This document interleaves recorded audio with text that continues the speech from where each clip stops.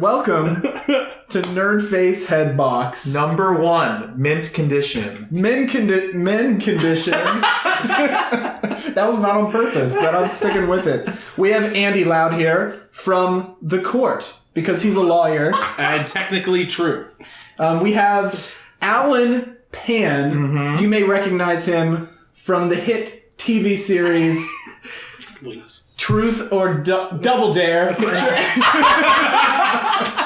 Let's call it Mythbusters The Search. Let's call it Mythbusters The Search. You weren't on Double Dare? Were you not on Double Dare? No, I'm sorry. I was not. And neither was I. I don't think any of us were. That's disappointing. So Alan is on a show called Mythbusters The Show. You're fucking this up. Mythbusters The Search. Mythbusters The Search.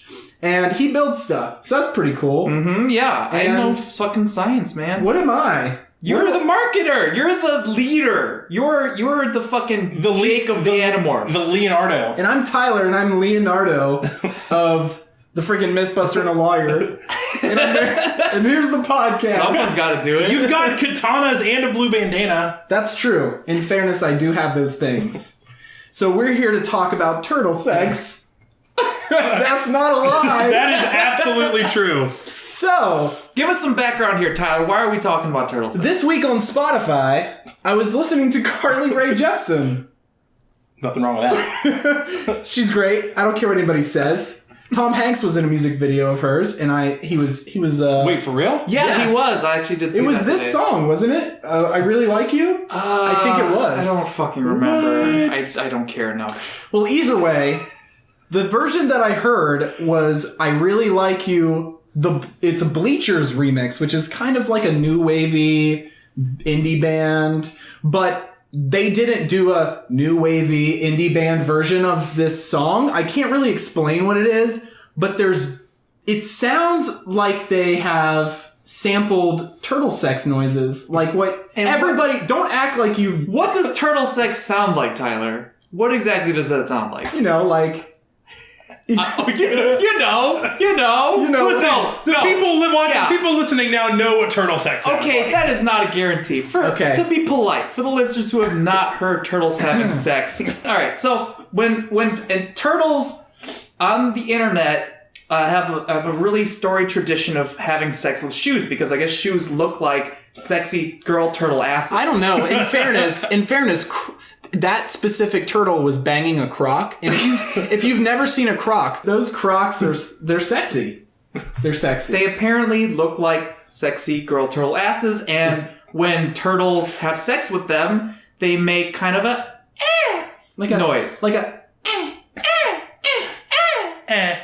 Andy is awful. Andy, by the way. That is a terrible impression. Terrible, but I mean, the vocal cords of a turtle are very But similar. the Carly Rae Jepsen song sounds like it has it in the beginning. All right, let's take a listen to it.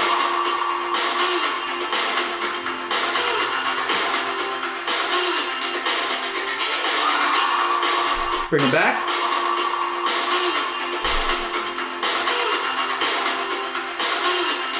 Okay, I can see why you would have that idea. It does sound similar. It sounds more than similar. Like, I'm actually pretty convinced that it is a turtle sex noise. It would make me like the song more. So I think there's really only one way to sell this. We're gonna have to do a frequency analysis of the Carly Rae Jepsen Bleachers remix song "I Really Like You" and of the audio of turtle sex, and see once and for all whether or not they actually did sample the sound of a turtle having sex. Let's do it. Okay, so we're going to look at something called a spectrogram. What we're looking at right now is a spectrogram of the Carly Rae Jepsen song, which is a graph of frequency and time. So Tyler, what do you see here? I see a lot of blocks, and I see some... I don't know what the fuck I'm looking at. It's pretty weird. It doesn't even look like like a vocal thing, maybe just like super compressed. If you want me to, Think of this- I can take this image and just put it on the video. Sure, but I mean, for the people who are just listening to the podcast. So rather than like a wave, this looks more like a map. This is almost like a topographical thing. And what we've got here is areas of white where there are frequencies that are very loud, and then areas of red where they're less loud. Okay. And by looking at this map of the song, what we can do is we can see sort of a fingerprint of different sounds. So, Tyler, do you notice these marks right here? What do these look like? They look like little circles of white, little curves in the audio. All right, so I'm gonna play this, and you can see where the line actually is on the spectrogram. Okay.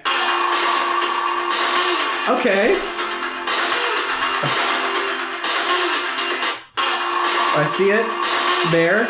Yeah. So every time there's a noise, like a potential turtle sex noise, there's a little cover or a little curve coming up of white. Yeah. And so this is the fingerprint, if you will, of the sound that you claim to be a turtle sex sound. So we can tell that it's got a shape. It's sort of a downward curve. It's a gentle slope. And if we look at the graph, it's right around 300 to 400 hertz.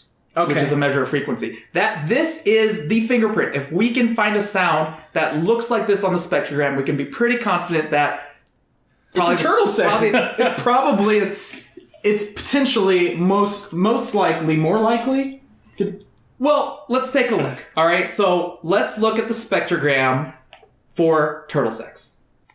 This is the audio from the Turtle Hump Shoe video, and I'm going to play this. And there's a guy giggling, but once we're past this section where the guy giggles, it becomes pretty easy to see. Oh. Here's some clear... Yeah, I see that arc on there. So what do you see here? Okay, so it goes downward. Yeah, I would say the turtle having sex, his sound is a lot more abrupt. It's abrupt and there's a downward turn. And I think more importantly here, when you look at the frequency range, the turtle moans are more like around 600 hertz, 600 to like 800 hertz. It's just higher pitched. It is higher pitched. Now, I'm going to show you one more. Okay. Let's take a look at the file you sent me of you and Andy trying to replicate the sounds of turtles having sex. All right. This is Tyler Murray with my turtle sex impression. Take one. It will be the only take because it will be flawless. Here we go.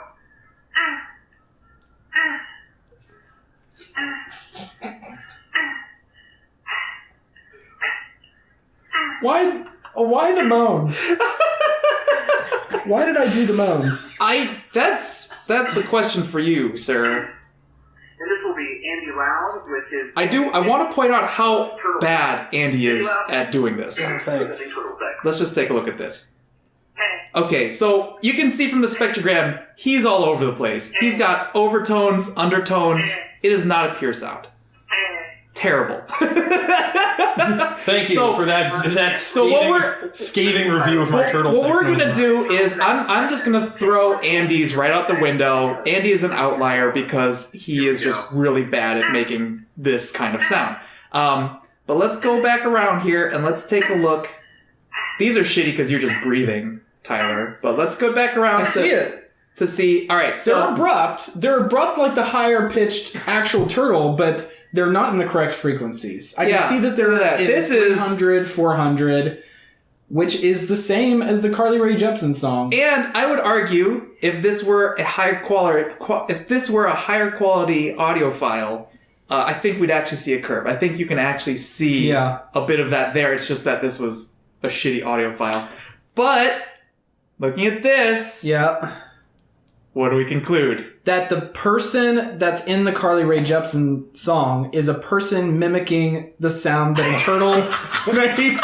when it's having sex with a croc. But it is probably a person. It is probably not a turtle. I conclude that science ruins everything. Are you kidding me? That makes it better. They're like, hey, on Craigslist, artist seeking person who can impersonate turtle sex for popular pop song. Can you just imagine like the waiting room outside the auditions are like everybody just trying to like warm up? Bunch of horrible people like me, like, this guy's totally not gonna get it. You know the funny thing is, You're making actual human noises now. you know what the funny thing is, when you watch videos of tortoises having sex, you would think that they would have like heavier voices because they're just bigger, giant Galapagos tortoises. They sound pretty much the same. Even when they're just like it's the same fucking thing, even though they're huge. Well, that's much more comical. I think. So I think we can definitively say here, based off of this one point of data, that it was a person going and not actually a turtle sex scene. You know what my real question is? What Do the Teenage Mutant Ninja Turtles make the same noise? If a large tortoise makes that noise, does a larger tortoise, also a man? You know what though? Because they're Teenage Mutant Ninja Turtles, so they're like humanoids, they would probably sound like the turtles, or like the person in the Carly Rae Jepsen song doing an impression of a turtle having sex. I would have to agree with that. I think I would agree with that. It's possible that Carly Rae Jepsen used Ninja Turtles having sex. It's science. Conclusion. There it is. From Alan Pan. Possibly the next Mythbuster. Yeah, we don't know yet. So that was definitely Donatello doing it. This segues beautifully into whatever it is we're doing next. So Power Rangers. Speaking of 80s, 90s groups of a handful of entities that fight things with martial arts and possibly also have sex. We're talking. Well, maybe in the new movie, right? Maybe in the new. It looks like they're gonna get there. We're of course talking about VR Troopers. If you've ever seen it, or was it Beetleborgs? I think we're going right. We're talking about Power Rangers, specifically the original. Well, the new movie's coming out.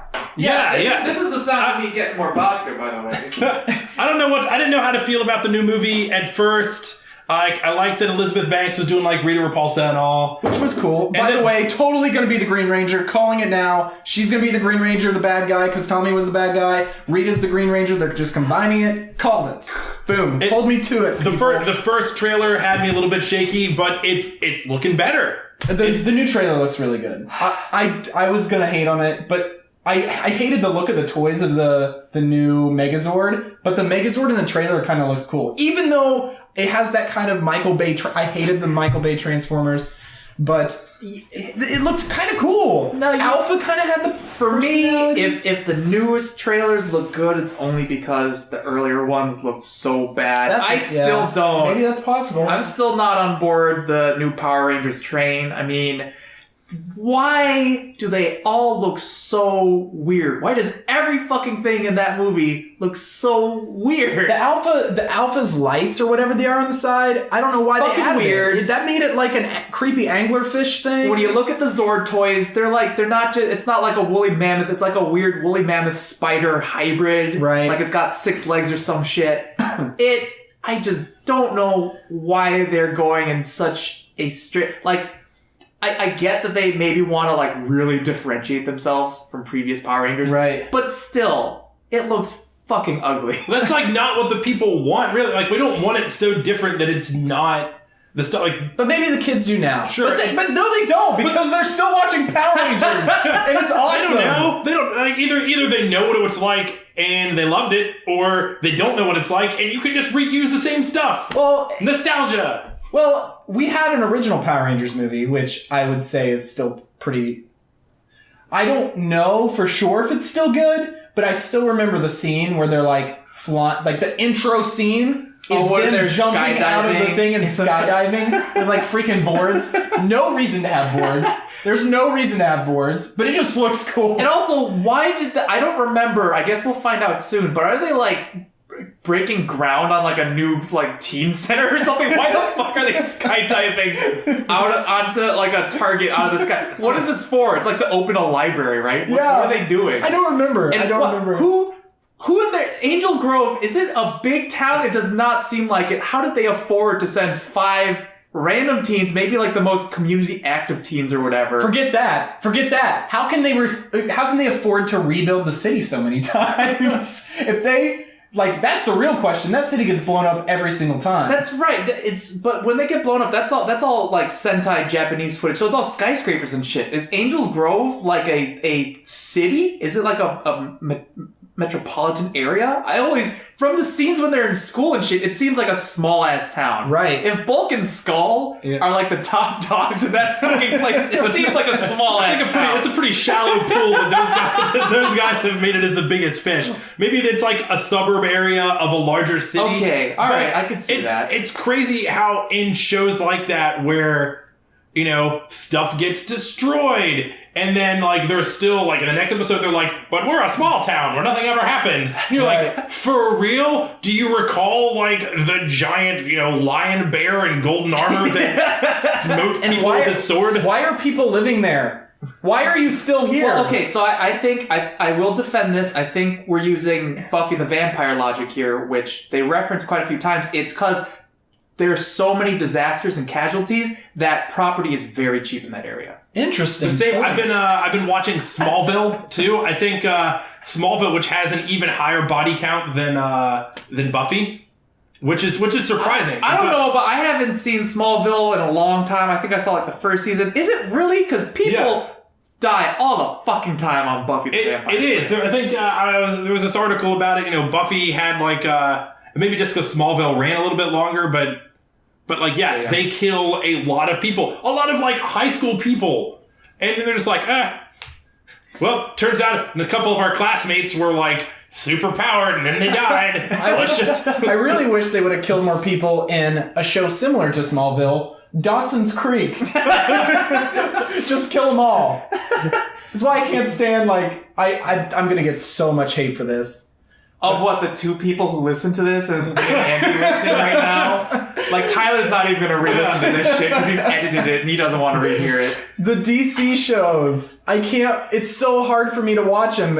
And I know, like, I've met some of the people and they're all awesome people, don't get me wrong. Like, all the people that are in the shows are great and they're awesome. So you're talking like Flash and Arrow. Yeah. Flash, Arrow, Supergirl, Gotham, right? Or that's Fox. I can't. I can't. It's a little different. Give an opinion on Gotham because I haven't seen it. But like I don't even know what channel they're on anymore because I always watch it on Netflix. What's the channel that they're on? CW. CW. That's the thing. It's like the CW style shows. I can't do it. They did that. Smallville was like a CW thing. I love the Screen Junkies where they did like the honest trailer for Flash, and they're like, coming soon, Dawson's Streak. I did not see that, but now I'm totally gonna look that up. I always think of Flash, like especially when you talk about it that way. I'm like, oh yeah, Dawson's Streak, because they always have like the emotional thing where he's like, I can't do this anymore. I'm gonna hurt you, and have 10 minutes of like emotional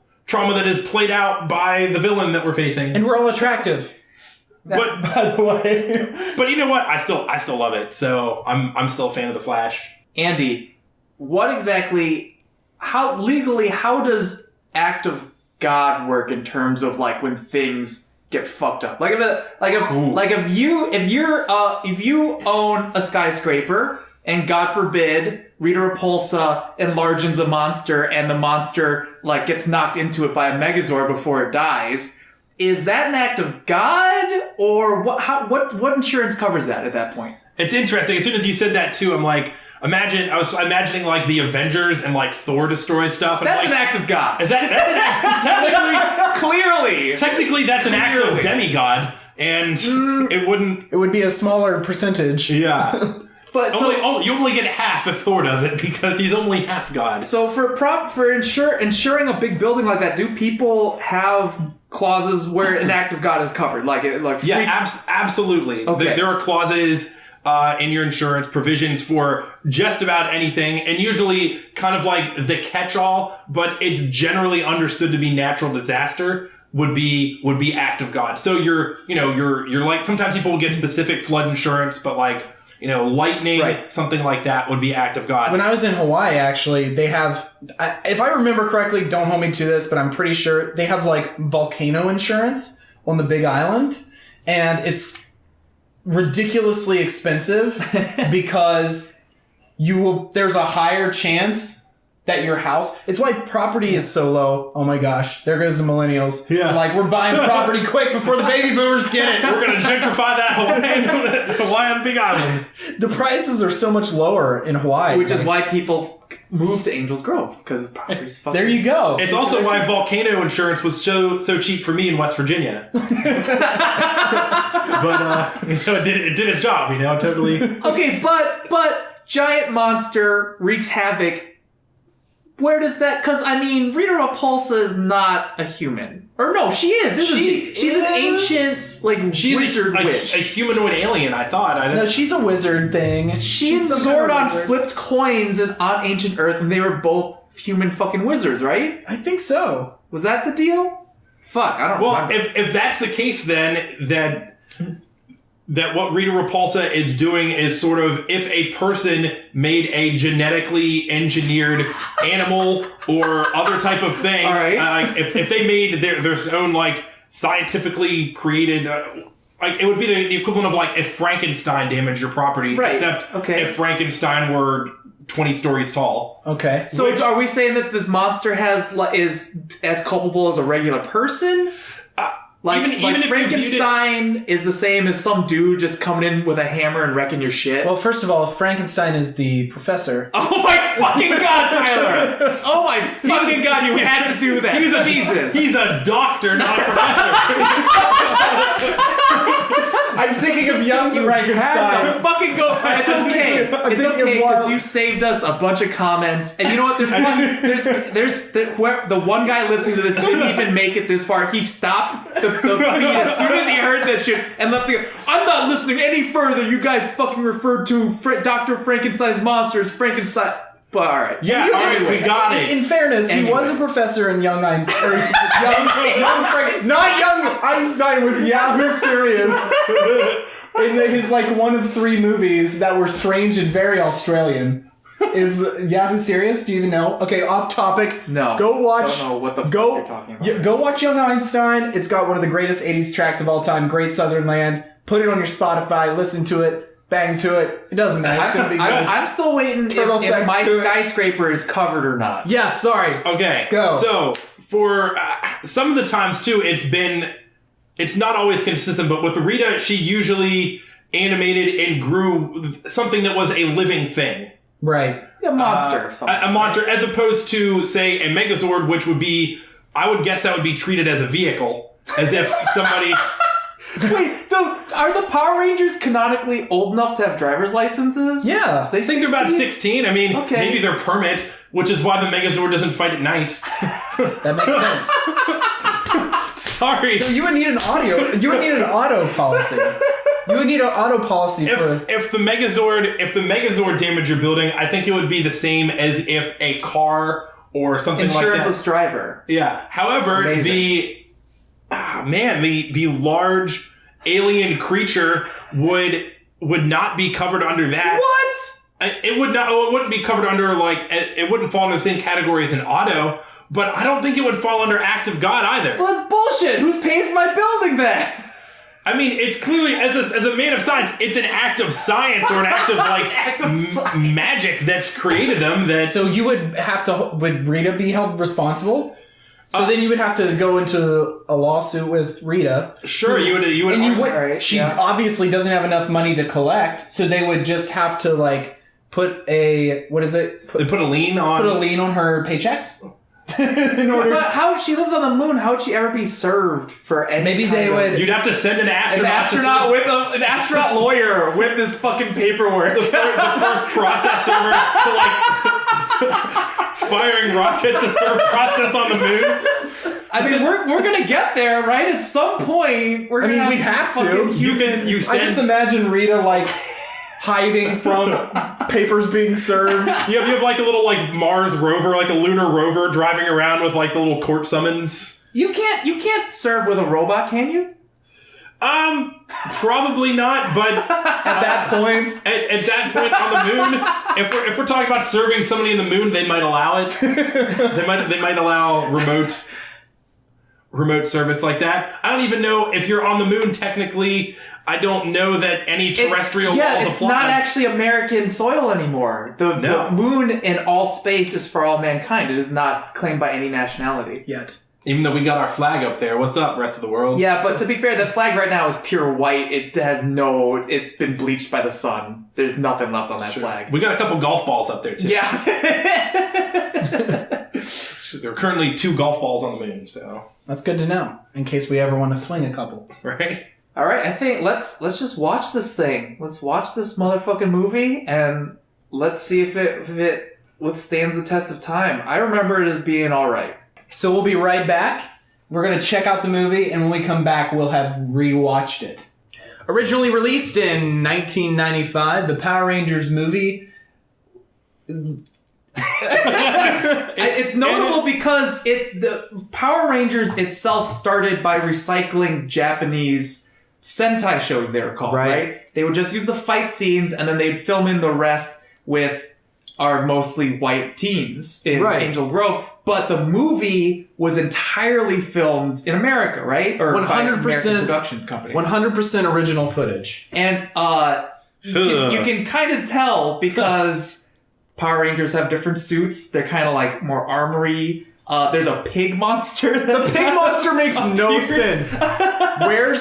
What is it? Finster? Where's Babu? Right. So Where's all of the characters that were bad? Like, did they run out of a budget? Were they not licensed? Our main bad guy crew is Rita Repulsa, Zed, Goldar, and Pig. And so I don't even remember his name in the movie. I don't think he is named. He is just literally a pig monster that I think has a monocle, and he has no explanation. Doesn't even get killed at the end, which I was kind of hoping for. He's dead though. Someone killed him. You know, it may be implied because Rita and Zed come back out, and then the song "We're in" starts, and I think it can be assumed that they murder the pig how that song is playing. The pig is dead. If we actually watch the rest of the credits, we would see like, Rita and Zed and Gold are just like eating bacon.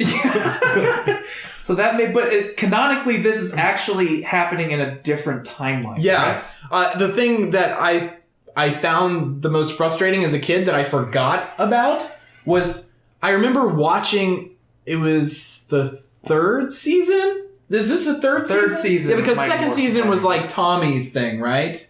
Green Ranger and White Ranger and all that nonsense. So with the third season, they had a completely different origin story, because I remember Ninjor. Ninjor was the big blue... maybe robot, maybe ninja. But in this one, there's like this hot Power Ranger dad eye candy... Oh, I fucking love her. I don't remember her name. She's so awesome. Something? Dulcia. Dulcior? Does that mean sweet in some language? I don't know. But I think it does. Regardless, she is fucking cool because she's clearly the eye candy, but does not stop her from kicking ass. She literally saves all their asses. She's like Wonder Woman. Right, but after that, I felt like, and maybe this was just me, that I felt like Tommy was the only Ranger that was effective. Yeah. And then just like every time, like the Pink Ranger is just like, oh no, Kimberly needed a lot of Tommy, help us. Tommy, join your Falcon on our head after you've saved the kids and destroyed the other Zord to help us destroy this one because you do everything. In fairness, Tommy was the first Zord of the new Zords to get shot down, and he finally comes back and he takes all the credit. He takes all the credit. He blows them up, and then he becomes he changes the name of the Zord by giving them wings, and it's no longer the Ninja Zord. It's the Tommy Giant Fucker Zord. Fucking Ninja Tommy Zord. Tommy Rangers, roll out. It was so dumb. No, Tommy. His ego's getting to him. It really is. I feel like he's sitting there in the writer's room and be like, no, but But what about if Tommy did all the things? Yeah, so unfortunately for every dulcinatrix or whatever powerful in charge, like has her own agency woman, we have Kimberly, Right. who always needs to be saved by. And at that, there's a scene where she can't push a boulder down a hill, and Right. Tommy has to save her, and then grabs a stick. He's like, "Here, use this," and is able to use leverage. Like he's a man, so he can use a tool. Sure. And then he can also like kick a guy, you know, kick one of those rock monsters like 40 yards across into a wall to shatter it, but also I can't really push this boulder. So I guess what's the overview here of the movie? So the movie starts with a sweet skydiving sequence because they're trying to save the observatory because Right. there's a comet coming and they want to see this comet. Right. Something like that. And they were trying to save it. They were. Right. And then It was all foreshadowing that didn't even feel like a foreshadowing. skydiving fundraiser, classic in the 90s, if you remember those days. allowing young teenagers who just so happen to look old. By the way, Billy, even still today, Billy looks older than all of us. But we looked it up. 26. He was 26 in the movie. Looked But like he yet, was 40. he still looks 40. But I will say, I've seen, what's his name in real life? David Yost. I will say that David, I've seen him at cons. By the way, Power Rangers are like, they're like this isn't a negative thing because flies are sometimes negative, but they're like always, if a con was, there's no way to positively make what I'm trying to say. Just go You're trying to call cons honey shit and on the then- Power Rangers, dude. Just go for it. Shit on them. No, Whatever. I can't. They're still cool. They're still cool. They're just always at the cons. Just shit on them. They're always at the cons. they are of the people. They are Of the people. And All right. David looks exactly the same. David looks, in fact, he almost looks buffer. He looks more fit. He's looked He's like 40, a Hugh- he's he's like looked Hugh 40 for the Jackman. past like 20 years. Zach, the Power Ranger Zach, he may have a little bit more facial hair, a tiny bit. Looks exactly the same. I don't understand it. The original one's just like, maybe they're in Zordon's quote-unquote time It's warp. probably the power coins. They probably keep them next to their beds at night, and it's doing something. What's up with the time warp, too? Well, so after our skydiving fundraiser, which must have cost like $50,000 to put together, Bulk and Skull are dead, by the way. Bulk and Skull, They barely put on their They backpacks. land, and this is the funny thing. They land in a construction area, and that's how you get introduced to the construction area, which then unearths Ivan Ooze. Did that have anything to do with anything else other than Bulk and Skull happening to land there? No. So that's how it segues. It makes no sense because Bulk and Skull could have landed anywhere, and they could have introduced the construction zone without them at all. I still don't understand why. It's a narrative contrivance. I'm okay with it, except for maybe that,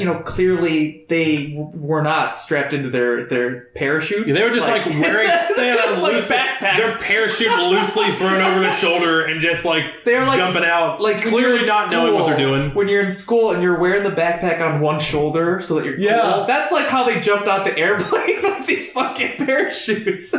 Well, but then after that, all the craziness happens. Ivan Ooze comes out and creates these like clone babies of himself. The Power Rangers morph, and we'll talk about the time warp in a minute. Yeah. Because we need to get to Zordon in a few, but first, they power up in what is the worst power up morphin Looks time terrible. ever. My God. The Red Ranger and the Black Ranger were just like not feeling with like as much enthusiasm as like your third grade picture. Tyrannosaurus. Tyrannosaurus. Mastodon. Go mammoth. I want to say mammoth. And it was horribly so bad. green screened. And the angle is like under their chin, like an accidental front cam Snapchat. And it looks so bad. And not only that, but they don't like get into the suits like you would expect. It's just jump cuts. It's like to them in suits. Tyrannosaurus, we're in our suit. We did it. Technology. But the first time they did it, like it took a while for a little cutscene, and then like by the time they were in their suits, all the bad guys were gone. Oh yeah, that's right. It's like, hey, all right, we've changed, and then they're like, There's like one straggler, so they know which way he went. He's like hanging out behind the one ooze guy. Which, and I think this is a tangent, but I just really am curious. What do you guys think it looks like from the outside when they morph? Like the Power Rangers, they morph, they hold up their coins, and you never see what it looks like from the outside. You just get in the TV show. It was this cool, like they'd be in a background of like lightning or whatever, and then they'd be in their suits. But it's like, what does it look like? Does the suit come out of the coin? I'll do an impression for the movie version. Tyrannosaurus. There's the clothes are on. Like you think it's literally just like a bing, and then they just in their suits. What if like the music is playing, but like in real life it's taking them like 4 minutes. They're struggling. They're just like falling backwards, trying to like pull their boot on, and then all the bad guys leave. There is a worse morphing scene later, which we'll talk about. But I want to yes. I want to talk if you can call it morphing. I want to talk first about the warp. The time warp Zordon scene that makes no sense to the rest of the Ranger continuity. So as the Power Rangers are distracted by these sort of oozlings, Ivan Ooze himself makes his way to the base, whatever you call it, and fucking murders Zordon. Well, he doesn't. He leaves him for dead. He takes him out. He blows up all the stuff that is. I guess now we know that it was powering this time warp. All right. Here's the thing. This makes no sense. Especially look. Oh my god. In the TV show, Zordon was banished. He's basically imprisoned in another dimension by Rita Repulsa, or whoever the fuck started this whole thing. Right? Because he made the coins, the morphing coins, to win a coin flip. He cheated. Let's remember that Zordon started this whole fucking thing. Wait, really? You don't remember this? No! There is a war. There's some kind of battle. Zordon and Rita Repulsa are fighting, and they're like, okay, you know what? Fighting's gone on long enough. Let's decide this with flipping 5 coins or whatever the fuck. And then there's this weird 6 coin that comes up. But so Zordon rigs these magic coins to flip in his favor. And when he's found out, he's imprisoned in another dimension, and the only way he can communicate here is through that weird ass tube. That's what I remember about the TV show. Like really, he's kind of like a horrible person, but he wanted to end. I mean, he's like in this like life support box that by like destroying the oddly unnecessarily unwieldy base. The movie doesn't make sense because the movie kind of makes it like instead of being imprisoned, he's in like a life support tube that's been broken, and his true form is a really old guy with no ears whose body exists only in a burlap sack. He has no arms or legs that we can His face looks like a cross between Darth Vader without his helmet and Voldemort. Yeah. And just kind of like weird saggy face, but like the snake-like features around the head. So maybe Zordon is actually a bad guy. and then it becomes this sort of thing where two really bad guys. There's a couple of lines in the movie that seem to suggest that Zordon can only exist in that tube because it sort of slows down time, and if Zordon is outside this tube, he ages rapidly, and that's what happens. Which I guess is why he's all wrinkly when he's outside in his burlap sack, but he looks like a normal head when he's in the tube. It doesn't make any sense. Why are his ears gone? Yeah, he doesn't have ears. What happened to his ears? Is that something that we didn't know involved? That's something that happens in age. Don't you like when you get old, your ears start to fall off? Oh, I thought they always grew. Oh yeah. So the Power Rangers, they show off some weird new weapons that they've got that never happen again. Right? Why do they need a grappling? Billy, as technologically advanced that he is, he like shoots some stupid fishing line grappling. It's like I don't know if I just imagine this, but I'm pretty sure if you look closely, it's like a little triceratops and the things that shoot out of the horns. Really? I think so. I think that's what I saw. And Kimberly gets a whip that she uses. Could be a pterodactyl tail, I guess. I think she called it a pterodactyl whip. But she pokes a bad guy with it instead of just like she whips a couple guys, but then she's like, yeah, and it just pokes a guy in the chest, dead. dead. I mean, if he has an ooze heart, she definitely pierced it. That's true. One of the weirdest extra powers was like when the Yellow Ranger, what's her name? Tisha? I don't remember Tasha? who each of the Rangers are at this point, because these are actually like the second generation of Mighty Morphin Rangers. Right. These are the second gen. So I get mixed up here. There was that whole weird season where there were like little they got turned into monkeys or something. Do you remember? What? Come on. They were Bulk and Skull got turned into monkeys. I swear to God. Okay, and the Power Rangers were kids at one point. I'm pretty sure that's up in Zeo. Okay, so this is because then they get the Aqua Rangers, who are aliens. To like replace them. This is getting way too. Power Rangers lore gets. Yeah, I don't think they cared about continuity until around Zeo and Turbo. I think. Well, anyways, the Yellow Ranger yells out, "Super hyper!" They're flashlights. She has flashlights in her helmet. She literally has and not just flashlights, but like almost the battery is dead kind of flashlight. Well, yeah, you have to remember that 1995. We're not using LED flashlights here. She's got little light bulbs, actual incandescent light bulbs built into her helmet. The prop guys would have had to have put incandescent light bulbs. And she was so excited about it.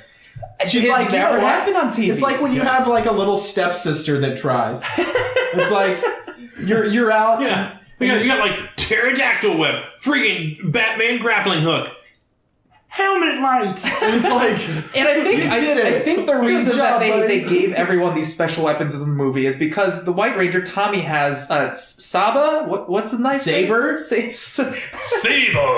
It's a sentient knife tiger, and he's dead. He always had that, and I think they needed to like sort of even the odds. So, anyways, this knife tiger kills all the rest of the oozes on its own by crushing them to death. circling the oozes in one spot, then cutting a cable not with its knife but with its laser eyes, because which is new. There's a knife head. It's got a little tiger head in the knife handle, and it shoots laser beams out of its eyes. Mm-hmm. That cuts the cable, crushes the oozes, and right after, the Power Rangers demorph spontaneously, and they figure something's wrong. This also doesn't make sense, because in the TV show later, we find out that they can morph because they're connected to a morphing grid, not to Zordon. Zordon dying? He dies later. In Power Rangers in Space, he eats it, and there's plenty of Power Rangers after him. It should not be tied to Zordon's power. Just saying. Something that crossed my mind, and I feel really dumb for not recognizing it earlier, that, alright, Zordon is the one that gives him these powers, and they are Megazords that, like, are named after him. Oh! I mean, they might be. That's almost certainly why they're called Zord? That's why they're called Zordon. Zords. I mean, it might just be like a similar if the wizard was named Bob, or no, the wizard's named Rob, and then they're in robots. Like, it's not. I don't because think the guy's named Rob. Zordon's like, totally. Just like my extremely legitimate coin flip. These are also Zords. Zords are named after me, of course. I never made that connection that, Zordon and like... I feel like it may be a coincidence, because there are Zords that have nothing to do with Zordon. Can we go back to talking about like so Zordon mentions in this like when he's in the burlap sack and he's like, right, this is when the Power Rangers go there and they find out that he's a burlap sack. He's like all the Zords are gone, all the weapons are gone, and like Tommy doesn't even think, but like it disappears. Saber disappears. He's like a sentient sword in the show. Has conversations, hangs out. He's dead. He disappears and he is gone. He's gone for the rest of the movie. I mean, I think at that point, they don't know why they demorph. They go see Zordon, and it's like, oh shit, we lost our powers. But then Zordon's like immediately like, oh, there's this ultimate power that you can get. And I think they sort of understand that once they get that back, then Saba, or whatever the knife's name is, comes back too. Like, I think. But he didn't come back, did he? I think he does. He just didn't use him again. Yeah, if Tommy, although Saba controlled the white tiger Zord. White Ranger tiger power. And now Tommy has a falcon, so maybe not.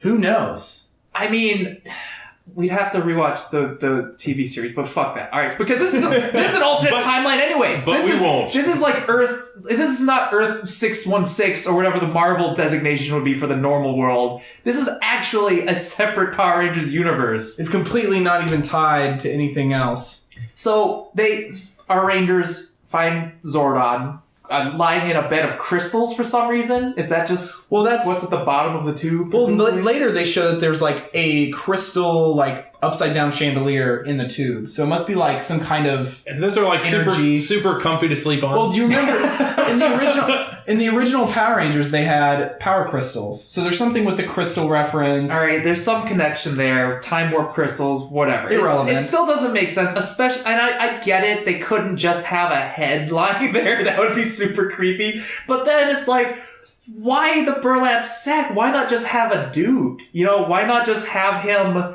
have arms and legs? Why does it have to be? I think it would be great bat? if he were in there with like his regular person-sized head and then like a tiny Dobby-sized body. And he's just he's like, oh, the only thing that ages is my head, and he has like a little baby and infant body. And also the sack, it's not even it almost looks like that is his body, right? It looks like a raisin. It looks like this kind of rubbery, I thought kind of like gray. It's almost like he's wrinkly- like a weird blanket or he's like under the carpet. Yeah, it's super weird. I almost interpreted that as being his body and not a sack that even though he's almost got like a turtleneck with it. Right. I almost think that in this movie, in this universe, that is Zordon's body. He is like a slug with a human head on top.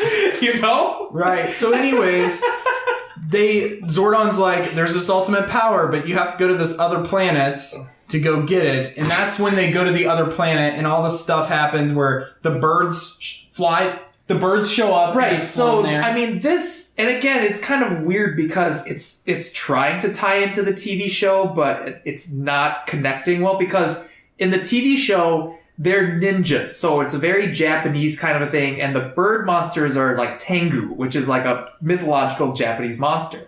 In the movie, they try and make sure that they're not ninjas at all. They're ninjetti, right, which is some like forest Amazon spirit kind of a thing. And so then the Tengu just exists because Ivan Ooze has bird monster snot. He literally hawks a loogie that turns into bird monsters. Which makes no sense. No sense. He had henchmen before that were like better options that weren't that stupid. And then the birds come in. They can speak, but they're really dumb. And again, I think it's to try and tie into the TV show that had the Tengu, but it doesn't really make sense. I think the only justification I can think of here is that the ooze monsters versus the bird monsters. The bird monsters can fly, and he made them so that they would go chase the Rangers to the other planet, and I guess they just kind of flew through space to chase after them. They got there fast. That's the only justification I can think of why he would suddenly make bird monsters I think it's interesting too that like one loogie from him was worth like 8 bird monsters. Where he could just like,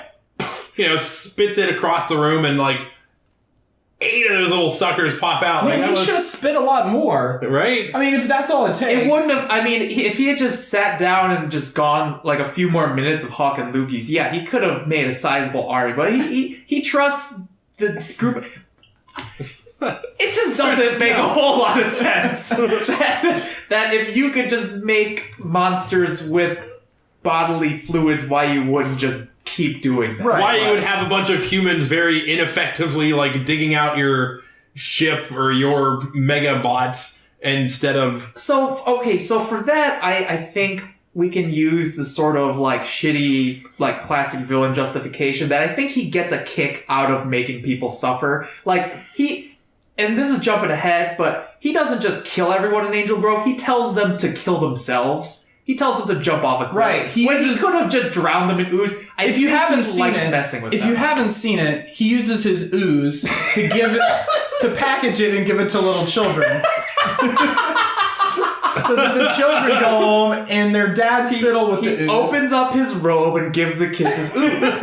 And then when the kids tell their parents about the ooze, the parents just go along with it. Yeah, the parents stick their fingers. There's a lesson to be learned here. And they end up getting mind controlled. But only the parents. I wonder about that. Why Ivan Ooze doesn't seem to have dominion over kids. Because they still have imagination and heart. It's right. Imagination. And like the little kids are supposed to be what the audience is, right? The audience are the kids. So they have that. They have this poorly named character named Fred. This young boy. Why anybody would name their kid Fred? And sorry, Freds. But he's like this hip little kid whose dad is turned to the brainwashed parent who's now digging out these gigantic machines of ooze. And he's like just a spunky, annoying kid who later is going to save everyone. Like it's obvious he's going to be the one. And although he really didn't do a lot. Yeah, I gotta say the arc there is kind of strange because the way it resolves, it kind of seems like there's a father-son bonding thing that's supposed to happen because at the end they hug and his dad's like, "I love you, son," and he didn't say it before, so it's almost like his dad didn't love him until he saved him. Like there wasn't a whole lot of screen time to that, and even the stuff that existed just was not a whole lot of developed. depth. Yeah, like maybe if they had a scene where like his dad was like getting ready for work and his son was like, "Hey dad, like you want to go fly a kite?" and the dad's like, "Oh, maybe next time, sport," and ruffles his hair and is on. Like if they had shown some kind of like the dad is not always there. Also, the dad is like as a character is so important that like literally his name is only Dad. Like we don't even know we don't even know that he's not like Mr. Jenkins or something. He's just straight up Dad. We only see him through Fred's Dad eyes. and Fred. Well, okay, so back on the other planet. Yes, and this is exactly how the movie flows, by the way. It's like all over the place. It's not great. It's very choppy. It's better than Suicide Squad, but it's not saying much. In fairness, they have their own Suicide Squad, which are the parents who are told to kill themselves at the end of the movie, which we'll get to again. But now they're on this the Rangers are on the planet. Right. They fight the birds. And they suck at it because they don't really have bad powers. They're just normal teenagers with attitude at this point. And they get saved by a mysterious hooded figure who is... I didn't remember this. So when I saw this thing, I thought of Ninja. And I was like, oh shit, this is going to be like the Ninja Master guy. Cloak comes off. It is a fucking...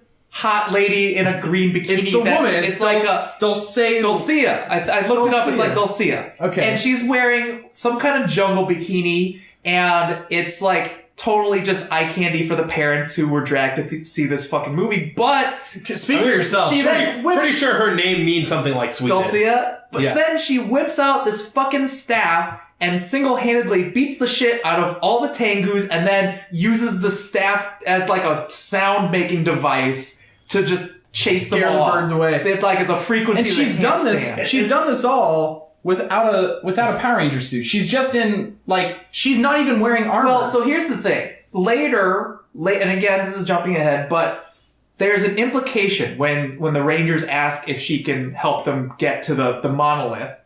Where she goes, no, if I go past this boundary, I will start to age like Zordon is now. I cannot follow any further. She turns into an owl and flies away.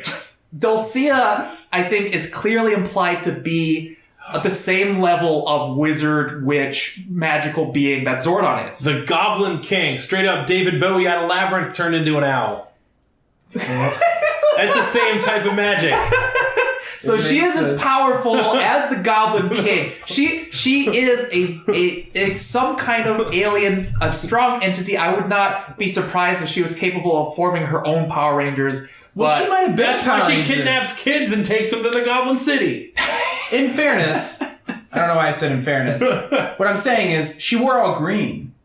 So I think she may have actually been a previous Ranger and then was sort of promoted over time and gained all the powers. Yeah, maybe because, maybe Zordon was an original Ranger. Maybe she was an original Ranger. There's certainly because there was a period of time when Zordon went on sabbatical, basically, and he was replaced with a lady in a veil. Do you remember that? No. That was, I think that might have been Turbo, actually. Or maybe past that, but there was a time where in the tube was a lady dressed in white with a veil over her face, and it was not Zordon, but it was another similar entity. So there's a lot of these beings out there in the universe, and there's a lot of Power Rangers in the universe, and it might just be that, you become a Power Ranger, and then afterwards you learn magic. You keep getting better at karate. Because Tommy shows up in later seasons. He's a professor later that teaches new Rangers. Yeah, I would. He's like the Zordon later. I would believe that if Tommy keeps practicing karate, at some point his head will be in a tube and he will be another Planet Zordon. I think literally Jason David Frank will do that to in real life. In real life, he is. He is the only one that's like a real life Power Ranger. He is so bought into the Power Ranger concept that he's gonna handpick 5 kids to teach them these abilities, who will be killed immediately by the people that they fight, because they will have probably guns. They will probably have guns. So the Power Rangers have been rescued. They're now being led to some ritual campsite so that they can get these ninjetti powers so that they won't get fucking killed. And then they get them, and then they fight. Then they go up to that big rock tower to get their new ultimate power. Right, the monolith, but not before fighting a bunch of dinosaur skeletons and making some really great puns. And this is where the worst morphing sequence ever in any Power Rangers. Oh, man. They go, what? Ninja power. Yeah, and it's like the jump cut is them with their hoods down and their masks down to their hoods up and their masks up. That's the only, because they're already dressed as ninjas. Like, they literally could have done it quicker than they did with, like, the jump cuts. Yeah. That instead of, like, the lightning, like, go Power Ranger, you just could have been like, all right, I'm gonna, like, pull this up, pull this down, and we're ninjas now. I love at the beginning too. They have this like Star Wars text scrolling thing before the Power Rangers movie, and they said the Power Rangers with their being the Power Rangers was a deeply guarded secret. And I'm just like, they're always the colors that they represent as Power Rangers. Even the ninja suits they hide their identity less. So it's like, you know exactly who you are. Especially because, again, Billy is probably the only person in high school around there that looks like he's 45. Being a Ranger will do that to you. It ages you, man. It does. Assume. Unless you're in a time warp. I've seen some stuff, man. I've been a Ranger for so long. I've really seen it. Billy, it's been a year. Stop smoking cigarettes by the dumpster behind your school. So armed with their ninjetti powers, but not ninja powers, which they give up all pretense by the end. They just are saying ninja. But for now, ninjetti powers. Right, Lego ninjetti. They defeat a bunch of just rock people, which I guess are the Guardians. Yep. Sure. More suits. I mean, there's a lot of... They're apparently weak to water, I guess. One of them gets cut in half. Like, violently cut in half, like Michonne style from Walking Dead, cutting a zombie. There's a lot happening without much explanation, and once all the rock people are dead, here's the thing. They got ninjetti powers, right? So they could go to the monolith. But then, what exactly do they get from the monolith then? Don't they just... get more? They get the new Zords. That's like where Tommy gets like Falcon. They aren't able to morph until they get to the monolith. So do they just get like more ninjetti powers? I think it reconnects them to the morphing grid. That's like, but there's no morphing grid in this movie. That's now a thing Zordon. again. It's clearly Zordon. Don't worry about it. Was Zordon or maybe it was Alpha. In this movie, it's pretty maybe clear it was like Dulcea's morphing grid. They're on a different Ranger's morphing grid. Well, so it's too much. Here's what I think in this movie, it's Zordon is providing the power. He's the source of their power. He gets knocked out the tube. So they need another, like, it's swapping out like a D battery for another brand of D battery, right? And now it's the ninjetti battery. But why? They already had ninjetti powers. They go to this big mountain. The door opens, and it's just the symbols with the animals on it that they already have. But then they glow, and then their Patronuses come out and fly around them. And they open up their ninjinas to receive. Ninjinas open, and then they're reconnected to a new source of magical power, and they immediately morph into their Ranger forms. Their old Ranger forms. Which are now connected to the ninjetti powers. Because the ninjetti's gone. They don't even do ninjetti anymore. Right, so... It's done. I'm not sure exactly what the ultimate power was, other than just more like they ninjetti and then more ninjetti. To definitely get less cool Zords, like Frog. Like, he turned in a mastodon for a frog.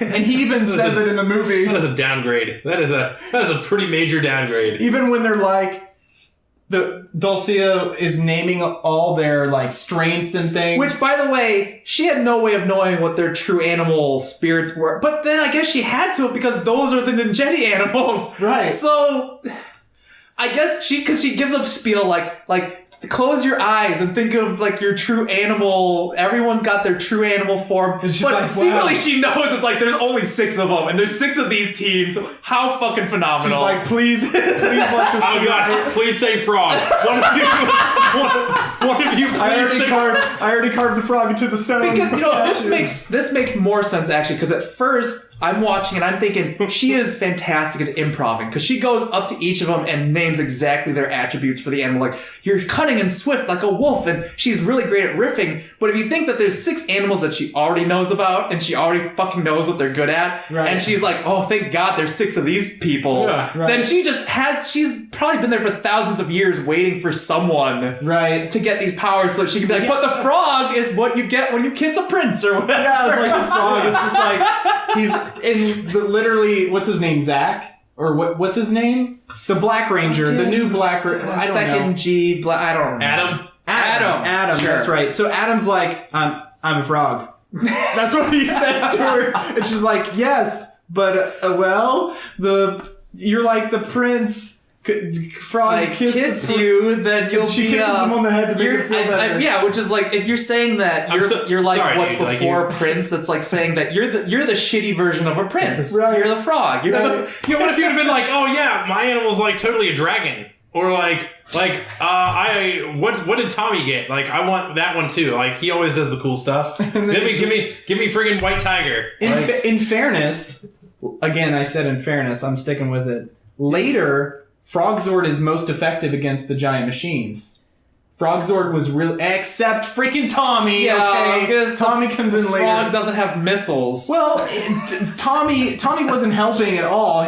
He got his wings shot in the beginning. So they get their Zords. They get their double They go ninjetti back powers down. and are able to morph and teleport again. Like, Right. They're normal fighting, Power and Rangers. they're fighting some giant mecha ants. The giant mecha ants that the Right. So this brain whole time, controlled parents dug out. I have an ooze, and again, I think it makes more sense to think that he just honestly enjoys making humans suffer, and that's why he's making them all dig out his war machines. When, yeah, he could have just used ooze to do it. Right. Because there's a scene where he's like, I'm bored, and he just makes a guy dance, which you don't need. You could have cut that out. It was pretty bad. The movie would have not suffered. It would have been improved if you had let that whole... It's like a 2-minute long thing. I'm kind of glad I was out getting burritos while that happened. Yeah, that could have been gone. But at the same time, I think it characterizes why he does any of this shit, which is he just likes fucking with people. Right. So that's why he makes humans dig out this war machine. He activates giant them. bug Zords. And he tells everyone there... Ivans. Yeah, giant Yeah. Giant Ivords. Ivords. Yeah. So he gets his Ivords out, and then he tells everyone there, leap to your doom. So all right, all the die. parents in town are about to go jump to death, and it's hilarious because the kids just are partying. Like, they don't actually care where their parents They're are. like drinking cans that are references to beer, but are not beer. It's like as soon as every parent in Angel Grove disappeared for no reason, the kids were like, let's party! They have a party, but they're like... they're like cultists. They're like little, like... I know you guys don't watch Arrested Development, but they're like Buster, and it's like, look at all this juice, guys. This party's gonna be off the chain. Which also, not just juice, there's a ton of ooze there too. There's a lot of just they're ooze doing some ooze. getting like just slimed around. There's like a boiling, like a fountain of purple drink that's Right. probably some kind of ooze. and they're like, all wearing purple shirts. It looks it's like gone full it cultist. definitely looks like the ooze is like some Straight kind of drug. Jonestown. Yeah. It's like a bunch of slurm. Slurm. Slurm. It enslaves him to his... Yeah, maybe that, the parents get brainwashed by the ooze, but the kids, it's like catnip for kids. Oh, it just makes them rebellious. Yeah, nuts. And Fred is able to talk sense to everyone, But he doesn't. For some reason. He doesn't start with "all our parents are gonna die." He has a couple of lines before that, and the people are like sneering at him, and someone's laughing at him in the crowd, and then he finally gets to "our parents are gonna die." He really should have started with that. Can I just say, right? Like he does a big whistle, and he should have just started with "all our parents are gonna die." If you're ever in that situation where It's your parents time sensitive, your parents are walking to their death. open with that. Don't start with, "Don't you guys see what you're doing is wrong? Ooh, this is evil." Like, Partying gives a is shit? bad. Yeah, like, don't, just get to the point. Also, your parents are gonna die. So, I love when the parents are like walking to their death. Goldar, what does he say? Oh, he's like, CEO wouldn't want to be, I'm like, oh my gosh, that's dark. These people are all gonna die. At least, like the way that they're walking there, like they're moving in like first gear. They're trudging like slower than Walking Dead zombies. Walk towards your doom, but very slowly. I want to watch this happen. Yeah. It's like so sadistic. Yeah, it was. At least it wasn't like Jessica Jones style, where it's like cut off each other's faces. I mean, he is the purple man. Purple, yeah. I mean, purple he is, is the I guess, is a purple very mind-controlling kind of a color. Yeah, there you go. So Power Rangers come back to Earth and immediately just know they have new Zords. Right. And I love, it's simple, it's one line of dialogue. We have new Zords now, guys, let's use them. that's it. We've got them. That's it. Everybody just accept that as being real. We're gonna go with it. And so they're fighting the giant Ivords, which are these bug creatures. Right. And the whole time, so we're cutting between fighting these Zords or Ivords and people, the adults walking to their doom very slowly. And I think it shows how much trust the Power Rangers have in Fred that they don't help stop the adults when they could have parked a Zord in front of them and just stopped them at all. They like, no, Fred will take care of it. Fred will stop the adults. We've got this dramatic timing down to like the couple of seconds because like we know we're gonna stop them just as the parents are hanging on the precipice. Yeah, and again, Fred is, supposed to be that kid in the audience who's like watching him as a hero, and Fred, his bright idea, he's like, "You two come with me," and Fred freaking shows up on construction equipment that he should not be driving as a child, and he's raised up, and he's got this like fire hose. It's a riot police hose. It's a riot police hose. And he's shooting the parents back like at least 100, 200 feet above ground. And these kids below have like moved this construction equipment. Yeah, Bulk and Skull moved it. The two that he points out are Bulk and Skull. Bulk and Skull, okay, yes, they look older, but they're still kids, remember? They're as old as the Power Rangers. They just got held back like 12 years. So that's happening. I've been hit with one of those hoses before, don't ask.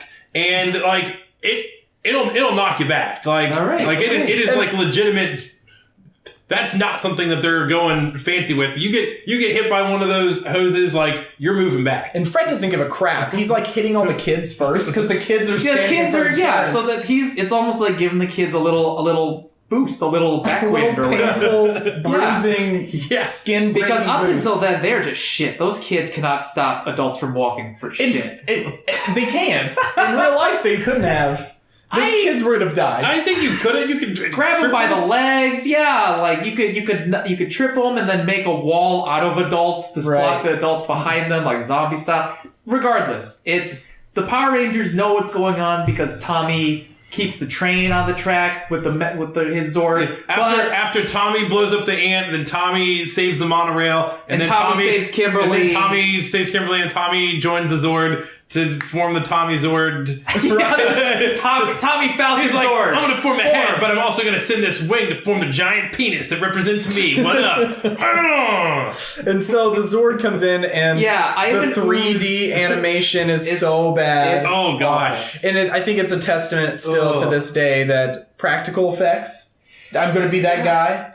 Be that guy. CGI sometimes doesn't cut it, and it would have been better with practical effects. Absolutely. I mean, yes. The miniatures from the Japanese cartoon, or the Japanese, original Japanese footage, looked way better. Yeah, because it's just, they're shiny, they're weightless. When the Megazord forms, these Zords, and this bothers me just as an engineer, when they open up, it's like, you know, like when Bender opens his stomach in Futurama and there's like 2 gears inside. Right. For Bender, I get it. It's funny because it's a cartoon. For Power Rangers, these are supposed to be giant war machines, right. and they've got 2 gears inside and just all this, nothing. Right. Also, my stabilizers are rupturing. I'm gonna power up my. The wolf. Billy's in the wolf. My Zord. hydraulics. He says, "I'm powering up my hydraulics," even though the Zord has obviously been moving a lot. And he just kind of sits there and watches as Adam is struggling with the Frog Zord, which is probably the most useful one besides the Falcon one, because the tongue is just really good and it can electrocute people. My power steering belt is... Anyways, the animation, it was bad. You think you were like, oh man, it's like Reboot. Yeah, it looked like Reboot. It wasn't even as good as Reboot. Reboot was better. So I think that's something about watching the 90s movies that, like, when you remember those movies that you're nostalgic about, picture it like so this, much you're different. like, oh man, remember when they transformed and, like, you know, they formed up and fought in space? It looked so cool. No, guys, it did not look cool. It did not. But what the heck? Jurassic Park still looks great. Yeah, but the budget, come on. And we're not going to have practical the same. effects. Practical effects, too. And I gotta say, you can really tell that, like, when you've got 2 dudes in rubber suits, at least they can, like, fight each other. This is not much of a fight. Ivan Ooze possesses his last Ivord and becomes a giant Ivan Ooze. The Power Rangers fly into space because they just are counting that. Wait, before that happens, freaking Ivord Ooze giant destroys the observatory that the entire... It's like the whole movie was one big gag to show that the skydiving charity at the beginning to save the observatory. If that is the observatory, then that is the one brilliant thing about this movie. Is that it is actually... Just a big build-up. It is one long... Shaggy Dog joke about how Angel Grove cannot catch a fucking break. If that was the observatory that Ivan Ooze breaks in half, then that is actually the one. And it's more hilarious too because, again, the entire beginning of the movie is so that everybody could see this comet, which now the Power Rangers have flown into space, and the way to kill Ooze is by launching him into the comet to destroy it before anybody down below can see in the observatory that is now destroyed. So they kick old Ivord, giant Ivord Borg in the nuts. Yeah. So after he, like, overpowers them and easily dispatches them, but they're like, now's the time to do it. Nut shot to his Zord, which doesn't have genitals. That's the extent of the fight, which is just really anticlimactic. Is you have 2 very CGI, poorly humanoid shapes hugging each other, right? And then one of them knees the other in the non-existent nuts. It's a joke, it's a gag. A lot of nuts and bolts. And then Ivan gets hit by a comet. That's the fight. That's the entire fight. Like, the Power Rangers were it was so anticlimactic that the Power Rangers weren't even impressed because they, like, I think we got the trajectory right. I hope we did. We threw them towards the comet, but we're out. Like, they were already gone before, they didn't even check to see if Ivan was going to get hit by the comet. They're already out of there and heading back to Earth. Which is, we're good. Let's go eat some crab legs. I mean, I sometimes feel that, like, the first Iron Man is a good movie, but it's got a disappointing third act fight. This is just fucking awful, even in comparison to that. Right. It is not. It is literally 2 actions. It's a knee and a toss into a comet. Which, why is it a big fireball? That is not what a comet looks like. But at this point, that's the tiniest nitpick compared to the rest of this fucking fight. Wait, you mean this wasn't done accurately to science? Classic Alan. Ivan is dead. The parents snap out of their brainwashing because I guess the influence of the ooze only works if Ivan Ooze is alive. And the Power Rangers come back just in time to see Zordon die. I mean, right? It's not He's dead. Yeah, Alpha. So, Rangers, you've made it. Zordon is dying. Like, he's like, don't start a sentence. Rangers, with that. you've made it back. Congratulations. Also, Zordon and he's gone. Yeah, it's like don't welcome them back with "you've made it" when Zordon has just died.